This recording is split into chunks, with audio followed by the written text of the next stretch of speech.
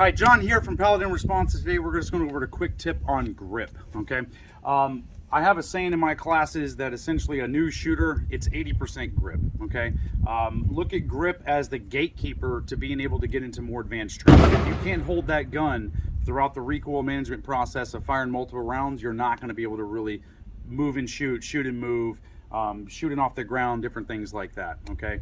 You're going to really struggle. So one of the biggest issues that I find with most people is they'll really understand that they need to be high on the gun, okay?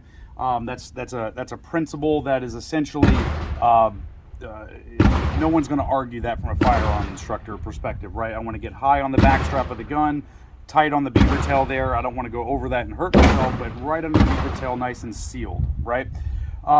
The other thing is you want to really get your wrist really straight, right? Get really an aggressive hold on that gun, especially like a stock Glock, or even worse, like a Glock 43 subcompact that has a lot of recoil. We really want to get a hold of that gun. One of the big issues that I find is people will actually, throughout my classes, in the beginning class, they'll start to really understand that they need to get their wrist really straight on the gun. So you'll see how my wrist is really straight on the gun right now.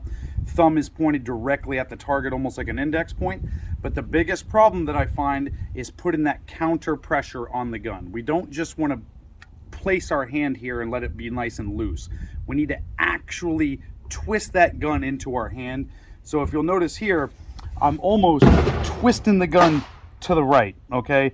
But I'm kind of balancing it, so I back off just a little bit. I don't want to be white knuckling to where I'm shaking, but I want a really good, solid master grip with both my C-clamp from my right hand here, my shooting hand, and then this left hand is super important because this is where the majority of my stabilization is going to be for the recoil management process.